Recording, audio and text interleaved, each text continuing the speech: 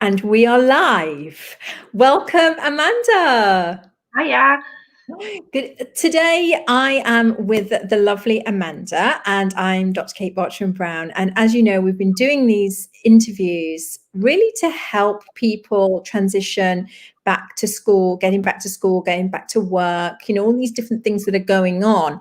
And as we know at Mini Me Yoga, we have over 60 experts, all experts in their own field, in their own right, as well as, sharing the Mini Me Yoga program. So I really wanted to let people know how they, different tools and techniques that they can work with according to the expertise of all these amazing people that surround me. So I'm like, okay, I'm on this big mission to promote all these amazing people. And Amanda, you are amazing. So you work with little children, which is my first love when working with kids yoga. And I would love you just to give us a little bit of an intro in your background and what you do. Well, hi. Thanks for having me, Kate. This is I was just saying to you beforehand. This is way out of my comfort zone, which actually is a good thing. It's a good thing for me. So I'm a primary school teacher. I have been for the last 18 years, and started out teaching Key Stage 1, and always said, I'll teach anyone except reception. I don't want to teach in reception. And I've been in reception now teaching for 17 years on the trot, still going strong. And actually the one area I didn't fancy teaching has become my absolute passion. I absolutely love teaching the reception children. I love that I am, that person that they first meet, that's their first school experience, and that I am part of the beginning of their journey that is the next, however many years of their life. And I just love those golden moments with these little people, and over the years have realised just how actually we don't give them enough credit for what they are capable of. They are capable of such amazing things, and they're only limited by, their environment around them really a lot of the time. So it's that's me. I've kind of come to Mini Me Yoga quite recently, beginning of this year. I'm absolutely loving being part of the Mini Me Yoga family. It's fitted really well for me, personally and professionally. So I'm excited about where that's going to take me as well. Oh, well, it's lovely to have you as part of the family. And, it's something that I always realized when I started teaching kids yoga is just how switched on the little children are, and just how in tune and intuitive they are. And you're right, and something that you said there, that they're only limited by their environment. So I'd really like to ask you, how important do you think it is to for little children, in their first early learning experience, what's the most important thing? Is it important for them to learn to read and write, or is it important for them to just play? I mean, there's a lot of there's a lot of people with lots of different opinions on it. What do you feel about that? You've invited me to get onto my soapbox, Kate, with that one. It's something I feel really strongly about. And actually, I'm guilty of being one of those. When I started in my first reception class, I'd kind of come from year 2, and I tried to impose that kind of more formalised learning into a reception class, because I was still learning as well, and I am still learning. And I think that's one of the strengths of my profession and teachers in general, is that we're all really, we're never fully trained. I think we retrain ourselves, and we reflect all the time. And one of the things that's happened, in my practice with reception especially over the last kind of 10 years, which I'm now starting to feel really old as I'm talking to you, but in the last 10 years particularly, is really kind of embracing, the looking and stopping for a moment and taking a step back, which is really difficult when you're in a really frenetic, very busy job and very busy environment. But actually taking a step back and taking the time to observe how children learn and what engages them the most, and that is, being able to follow their own curiosities and their own interests. which, you know, is why I think, you know, I'm so on board with all the you know, amazing early years professionals out there who are advocating play-based environments and play-based learning. You know, these little people, they come from play school, they step into this big school with all these classrooms and big children and big people around them, and you know, they need that time to transition into that environment. And actually the most, you know, amazing learning that we've seen is when children are immersed in something that they have, you know, found an interest in, and when they're following their own inquiries, that's when you're going to get that, you know, that really deep immersion in learning. And that's when the, you know, the highest level of consciousness starts opening up, and that real deep engagement and knowledge starts being built upon. So yeah, definitely play-based learning and having that open-ended learning, and you know, within a structure, within a routine. There's still a place for all of that, absolutely. But you know, these when I started working in reception, the curriculum, you know, I've seen through 4 different early years curriculums in my time in there now. And more and more, sadly, it seemed to be sort of progressing towards a more formal, regimented, top-down teaching approach, which I'm hoping is going to kind of even out again and be reflected upon, and kind of, I hope that practitioners like myself are strong enough to push back a little bit and say, no, that's not actually the best approach for these small people, and that we keep, you know, being able to provide them with space to create their own learning opportunities. It's so interesting that you say that, because for me, I would have thought that with all of the evidence or research that has been done in children's mental and emotional well-being and education, and through play and through exploring their own, like you say, exploring their own interests, it's well documented that children actually get better academic results, and they're going to have a better mental and emotional well-being all around. So it's surprising to me that we are, you know, maybe in the UK opting for that more structured early learning approach. What do you think, that why has that come about?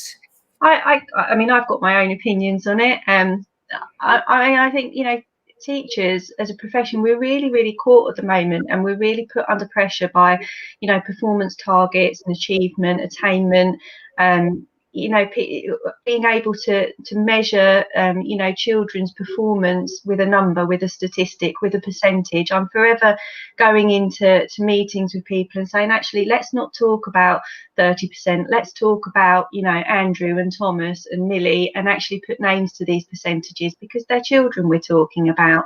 And I think, you know, as teachers, we're caught in the middle of that kind of pressure.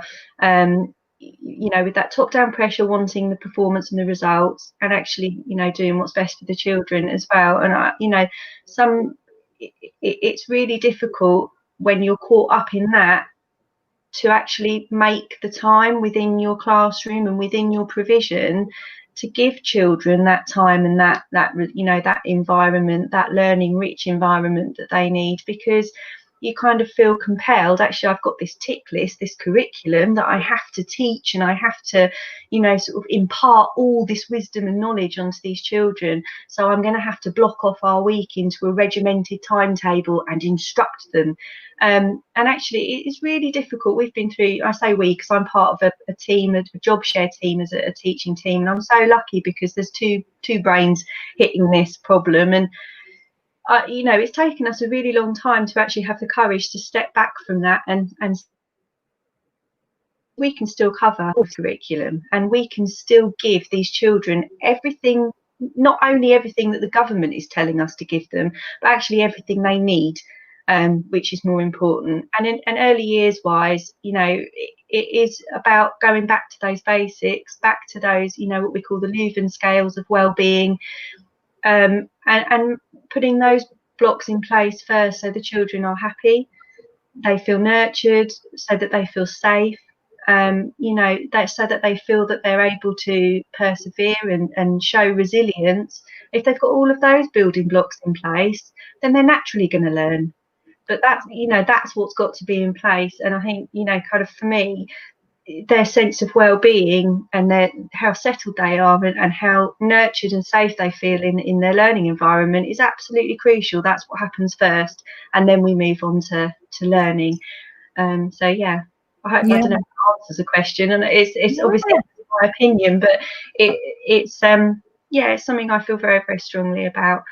Yeah, I feel like that too. And you know, it's interesting. I wonder, you know, you're a parent as well as a teacher. And I wonder if parents, I mean, most parents that I speak to tend to be along the lines of, okay, we would like our children to do less homework and we would like our children to do more play. Is there a way that parents can voice that, you know, voice that want to you know, to help sway us go back towards that play environment, I wonder? I think it's really difficult, because I think we're stuck in a position where the people that are making the ultimate decisions are, you know, out of reach to us. I know, you know, as a professional who's, you know, we have a voice through our unions, and we have a voice, you know, when certain survey times come around, but actually not overly sure that all of that is taken into account, because obviously there's the political agenda in it as well. I think sort of more, you know, on a local level, it's about, especially when you're going out and you're looking for the right school for your little person, it's so important to go and visit the school, have a walk round, take some time to talk to the teachers that are there, and watch the children as they're learning. And I always say to parents that are coming in and doing that, you know, in my setting, you know, I could stand here and sell our school to you, but ultimately this is us. And, you know, no one knows your little person as well as mummy and daddy do. You know, at the end of the day, you know, just from looking and walking into a place, whether that is going to be the best nurturing environment for your child.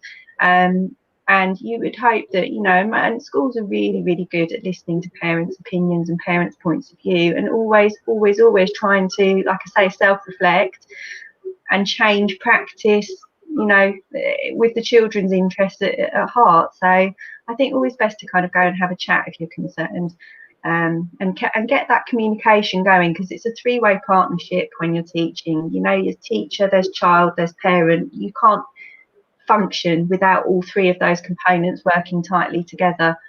I really like that. I like you know, that parents can be a little bit more, take on some more of the responsibilities, because I remember perhaps when I was growing up, it was very much like the teacher, it was the teacher.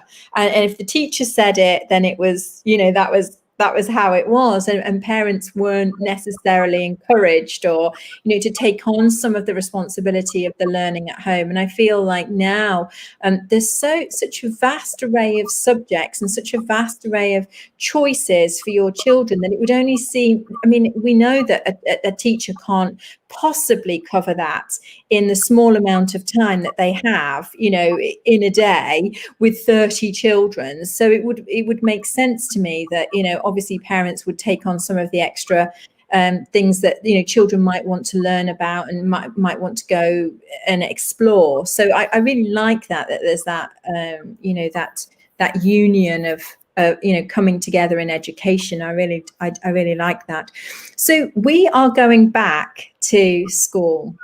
Some teachers have been working all the way through the pandemic. They've been, you know, going, you know, and a lot of you, I know from conversations that we've had, have of course been working over the summer holidays to prepare for children going back. And I'm presuming, I don't know, maybe you could let us know a little bit, but the children are going to be going back to a different environment, or a different way of perhaps socializing and learning. How do you think parents can best prepare their little ones for coming into these changes? I think, I mean, you know, we're gonna be in a position when, you know, sort of next week onwards, where in some schools, you know, in Scotland, they're already back and they're already back in the throes of it all. But for us in England, we're back next week. And yeah, I think the difficulty is in some parts is that we've had government guidance given to us, but it's remained down to, you know, the school at their sort of, you know, bottom level to interpret that guidance and make it fit, you know, to the particular school. So I know from having sort of been part of, you know, kind of various teaching communities on social media and that there's lots of you know, starting, I'll kind of come back to your question in a minute about how we can prepare the little people, but I think also teachers have come under some quite sort of harsh kind of press over the last couple of point, you know, particularly in July, but teachers are actually feeling massive levels of anxiety right now, going back in and wondering, you know, kind of we're kind of got, you know, sort of that care of other people's children. We've also got, you know, their families on the other side as well that they're caring for. So I think that's really important to kind of take that into account and kind of bear that in mind when we come back. There's that anxiety that's there is present with everybody involved. But I think what teachers are really good at doing is putting on their theatrical set for the day and making sure that no matter how anxious they're feeling and what's going on inside, those small people that come through the door won't even have an idea that that's even there. I think, you know, parents who are worried about their children going back, you know, kind of just need to say to them, it's still your school, it's still your classroom. You know, the shell hasn't changed. It might look a little bit different, but it will do anyway, because you're back in a new year group and probably a new classroom, maybe with a new teacher. So that would be different anyway. And change is really exciting. And, you know, the learning will happen regardless. I often say to my parents, you know, even if I was put in a marquee on the field, we'd still be teaching and learning. It would just look like we'd be in a different place, but the same things would be happening. And these children are amazingly resilient. You know, I was in all the way through working with key worker children, you know, absolutely unbelievable a bunch of children we were working with. And then I had my class back from the 1st of June. I had the, you know, 4-year-olds coming back in to an empty classroom. Everything had been completely gutted. It was unrecognisable, absolutely. And that first morning, you know, a smile on their face, and you know, oh, Mrs. Thorne, oh, you never believe, oh, I've got new shoes, I've had a haircut, and I've done it, you know, exactly as you would expect. And it was as if nothing else had happened. And we had a brief chat about, you know, just making sure that we keep extra specially clean, you know, because mums and dads have probably told you about this virus. And, you know, we kind of went over, you know, parents are really great because they've educated their children anyway. These kids, they know what's going on. And I think the best thing you can do in preparation for sending them back next week is to just go over that again, not in a scary way. It's not to scare them, but it's just to say, hey, it's here, and we need to do these extra things to keep us safe and everybody around us safe. And, you know, your teacher is going to look after you and you'll be happy. And they'll bounce in with a smile and come out with a smile, because they're amazing. They amaze me, these children. Now, we all want to be in your class, though. Now, all of our listeners, we're all going to be like, "Can we just be in your class, please?" It sounds so wonderful. So this is interesting that you talk about the children and when they come in, and it really reminds me of this connection. Once you have a connection with a child and that trust, that element of trust, then nothing else really is going to interfere with learning or you know, boundary setting, all of that kind of things. So that connection, and we talked about this a little bit yesterday, is so important. And how would you, you know, maybe there's some teachers out there that you know, are just starting out, maybe it's their first year, or maybe you know, we've got some teaching assistants that are not, you know, don't have your experience. What type of top tips would you give them, you know, of like kind of, you know, establishing that connection and that trust with the little ones in this type of situation? Oh gosh, that's really difficult, because it kind of, I think anyone who's gone in, you know, like I suppose like nursing, you don't go in it for the money or fame. You know, you're in it because you've got a passion for working with young people at the end of the day. And I think if you're that kind of mindset, it almost comes naturally to you. I would definitely say to anyone going fresh into it, or even, you know, since March, that's a huge amount of time to be out of it, and out of the loop, and that can make you feel quite nervous as well. Take the time to get to know the children and invest that time. It's not time that's wasted. You know, you can teach them writing later, but like you were saying, Kate, once you've established that connection and that bond with the child, you know, they'll learn with you, they'll trust, they'll work with you, and you'll go on that journey together. So investing that time at the beginning of term, you know, however you want to do that through these kind of transition activities. But actually, I've seen lots of teachers saying, who's got a plan for the first 2 days of term next week? And I just want to say to them, don't plan it, just go in and just be with them in your classroom. Take time to have a chat and have a giggle. I mean, you know, and show them a little bit of yourself as well. Don't be, you know, I think the days are gone where there's that divide of, you are my pupils, I am your teacher, and I will instruct you and you will obey. You know, and it was definitely, when I was in reception, that was definitely what my reception teacher was like. She was one wrong, but it was definitely like that. But I think, you know, now you can give a little bit more of yourself to them. You know, all of my children know I have 2 dogs. They know I have 2 children. They know the names of my children. I had one little dot last year in my year 1 cohort, and if I came into school and was sort of aching and creaking and cracking, she'd say to me, she'd put her hands on her hips, she'd say, "Mrs. Thorne," she said, "this running lark isn't good for you, is it? I know you keep saying you'll benefit from it one day, but when are you going to benefit? You're still aching." You know, so they when they're invested and when you've got that bond, you know, you just, it's a relationship you build with them, and it's not one of, it is the best perk of the job. You know, money aside, it is the best perk of the job. How amazing to have that extended family of children. They're all my children, I call them. The parents know that as well. I love that. I love it. And it's so true, because everybody, you know, remembers the teacher that was so, you know, that influenced them, that they were so kind. I remember Harry's teacher, his primary school teacher. I won't mention him online in case he doesn't want me to, but I remember he always talked about him. I mean, Harry's 17 now, and he still talks about him and how kind he was, even if he had to shout, because sometimes he had to shout because we were a little bit naughty. That's what he used to say to me. Sometimes he has to shout because of that, you know.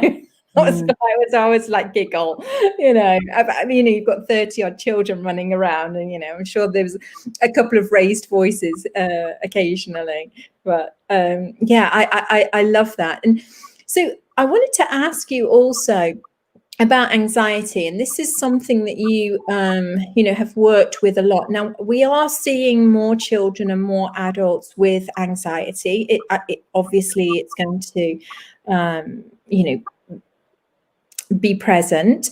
What can you advise parents or teachers alike, you know, who have children in their classroom or at home that are suffering from anxiety? You know, how does that show up, first of all, or how can that show up in a child? And then what do we do? How can we help? Well, I mean, it's going to be different for every single person. You know, I'm quite sort of happily open and up and share. My son suffers with anxiety, as have I. But my son, over the last couple of years, has struggled with quite heightened bouts of anxiety, and it's been really challenging as a parent. And his school were amazing, but limited in what they could offer to help him, actually. Not because they didn't want to, but because they just didn't have the skill set and the expertise. I mean, it's one of the reasons why I started, you know, and took on and became an ambassador with Mini Me Yoga, was to, you know, be off the back of that. You know, in the classroom, you'll see that manifest itself differently. It could be that, you know, the children become disengaged or distant, you know, for a variety of reasons. You know, it could be sort of physical manifestations, you know, kind of fiddling with fingers quite a lot, covering mouth, you know, loss of eye contact, that, you know, it could just be that shutdown, it could be outright floods of tears, and, you know, and anxiety attacks. My son has had a few anxiety attacks. It's very scary as a parent to know what to do, and you know, at the time, and actually very kind of scary to know what to do after that to kind of make it better. And I think, you know, anxiety is such a difficult thing, because there isn't necessarily something you can attribute it to. There's not necessarily something that you can pin it down and say, well, I am anxious because of this. My son will often say to me, you know, and I've worked really hard with him on recognizing, you know, how it makes his body feel, how it makes his mind feel. And I've left it to him to develop that vocabulary for himself. I haven't fed him any words. He's told me, you know, for him, he gets a feeling at the back of his throat. It feels fizzy, it feels warm, and he feels that when that starts, he knows he's going to cry. You know, we as adults, we've got that hindsight and that experience to know exactly what he's talking about. But for, you know, for a small person, giving them the words and the time to try and develop, you know, a way of telling people, well, actually, my body's doing this, but I don't know why. And that's quite scary. And then it makes me do this, but I don't know why. And that's really scary. So it's actually a lot of reassurance. You know, with my son, I found repeating over and over again to him and saying, this is normal. You know, this doesn't make you. He thought he was weird, he thought he was a freak, he, you know, actually this is normal, and this is something that I felt, this is something that daddy's felt, that grandma has felt, that granddad, you know, and actually normalizing it and giving it a name as well. And I think whatever age, you know, you give it a name the beast. And say, you know, this is what we call anxiety. You know, he's at that age where I could use that word, but with smaller children, you know, everybody has these worries or these niggly feelings or these kind of feelings of grr. You know, they're all normal, part and parcel of growing up. And what we can do is put, you know, things in place and give you some tools to help you manage them and realize what's happening when you get that funny feeling at the back of your throat. You know, so yeah, I think it's kind of, it's recognizing that in a school setup, if you're noticing a child who's, you know, incredibly or increasingly anxious, again, it goes back to that kind of triad relationship there of coming together with the parents and saying, you know, let's try and get to the root cause here, but actually in the meantime, let's put some things in place that's going to make them feel that, you know, it's not going to stop that feeling, but it's going to make, you know, you're going to be able to deal with it and feel better from it. It's not going to last. Yeah, I think this is really important, because I remember as a child, I suffered with anxiety terribly, and I had no words to describe it other than that I was bored.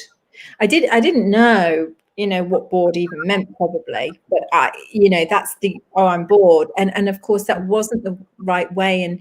And I remember when I, you know, had this vision of setting up Mini Me Yoga, and I just thought, I want children to have coping strategies and coping tools that they can use to prevent or to limit or minimize what they are going through, so that they can release the emotions, they can have fun, they can laugh, they can, because as we know, laughter and having a giggle is the best, you know, remedy at times. Sometimes you're right that you need to sit with it and you need to recognize it and you need to, you know, call it what it is. And I'm really pleased to see that the world is moving more into that phase of trying to give little children the tools, because I think they got left out. I think they thought that, you know, anxiety and depression, all these types of things only occurred in teenagers when hormones hit, and then the little children, of course, didn't get any help. But I think we've recognized now that children need assistance right from the word go. And then, of course, we're not going to have all of these issues when we get older. But could you give us one exercise or something that you love to help with anxiety? Well, the easiest, most simple thing that I do, and I use it every day without fail at various points. I get, for me, I always say to my son, he has that feeling in his throat. I have this twist in my stomach. So it feels different for both of us, but actually it's the same thing causing it. And as soon as I get this twist in my stomach, I know I have to untwist it before it gets too tight. And breathing is, the simplest thing you can do. And not just that kind of everyday, oh, I'm just breathing and living. It's that taking time and slowing it down and some proper mindful deep breathing. And that's probably had the biggest impact on him as well, because it's something that he could do. He was in year 6. So at that point where, boys are starting to be quite conscious of girls, quite conscious of being embarrassed or put on the spot. And, I said to him, actually, just do some deep breathing, mate, because no one will know you're doing it. And you'll be helping yourself, and you'll be, coming down from that anxious point. So just nice, long, deep breaths in through the nose and out through the mouth. I do it all through the day whenever I need it. I always do it before bedtime without fail. We do it together. Me and my son sit, before he goes to bed, and we do guided visualizations. In fact, he tucks me into bed sometimes, and he makes up guided visualization. It's just lovely. Actually, he's better at it than I am, I have to say. But it's it's a lovely shared experience, and I think it's really powerful for him to know that actually, mummy does this as well, because it's not just you that's going through that. But breathing, absolutely, because you can do it. In fact, every time we do the register at school, and then we all do 3 mindful breaths together in my classroom straight after the register, and that's how we start our day, with 3 nice clean breaths. And you see all the little ones, and they sit there and they go, oh, I feel so refreshed. I love it. Oh my goodness, it's so, I know, breathing is, and Lisa's commented, Lisa's just commented here. She said, I tell all children that I work with that deep breathing is a superpower. And it is. It is a superpower that we all have. I tell them that it helps their brain get bigger as well. It opens up their brain so that they're going to be more clever from breathing and having all this oxygen going around their body. And you get some of them, and they'll sit there and go, oh, I already feel more clever. I'm already more clever, aren't I? Yeah. It's brilliant. It's true. After a good session of breathing, it's like you can feel like you can tackle anything, So it is actually true. I get it, and I love that. I really love that. Yeah, breathing, and this has come up quite, in a few of the interviews, and I'm glad it keeps coming up, because it reaffirms it's the number one thing everybody can do. It's free. You can do it immediately. You don't need any apparatus, and it's going to work immediately. It only takes a few breaths. But it's like you said, it's being conscious of those breaths and really breathing in and breathing out, which is amazing. Those children are very lucky children, Amanda, to have you, and we all want to be in your class, so we're all going to be signing up next week, so you'll have a big all of us lining up. That's fine. I could do with some more adult support in there. I'll have 29 of them back next week, so yeah. I shall be spending the next 2 weeks mostly just deep breathing, just sitting in the corner of my classroom, just breathing. Well, children, just wait there for a minute. Mrs. Thorne just needs to breathe. Oh my goodness. Well, I'm sure it's going to be absolutely fantastic, and I'm sure there's going to be lots of giggles and lots of fun with you at the helm. So thank you so much for coming in. I just wanted to finish off by saying that Amanda does work with teachers and parents. If you want any coping tools or strategies, she is available. I know she's a busy school teacher, so she's in term time, but I do know she does take on clients. She does offer workshops. She has a wealth of experience. So please, we're going to put her details in the comment box so that you can reach her.